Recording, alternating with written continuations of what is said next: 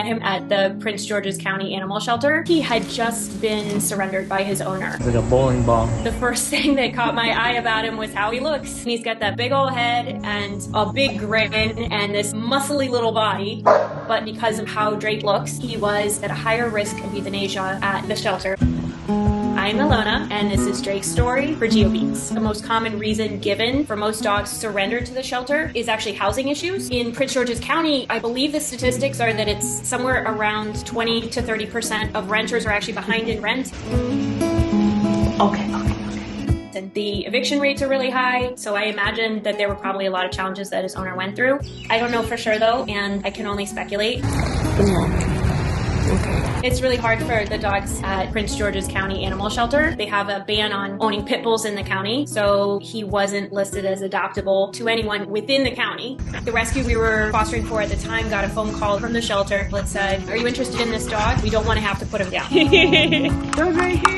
Wow. So he was taken into rescue and transferred to a foster, but the other foster was unable to foster him long-term for medical reasons. Then he was adopted and lived in his adopted family's home for 3 weeks. And then his adopted family returned him. Then Drake had no options. And so we came together, my husband and I, our dog, our baby, we made it work. Don't stop, never stop. We have really seen how Drake has adapted to this challenging environment, our foster home. Good boy, Drake. It's not easy. We've got a little baby running around, all that kind of stuff. We did keep him separate from the other animals in our home and from the baby initially because we just wanted to give him a chance to settle in. But we took some really nice walks together. He seemed to be very open to affection and very trusting of us. He really loves my husband, which is great. She's got shine all those parts. And then he loves our baby so much. Drakey. They have an incredible bond. She's just started feeding herself and he sits right underneath her high chair. So she will take a bite and then she'll feed him. And then she'll take a bite and then she'll feed him. We have another dog. Her name is Honey Pie, and Drake and her get along so well. He's younger than she is, and I think he models his behavior somewhat after hers, which is really nice. He is a lap dog, and you can't tell him otherwise.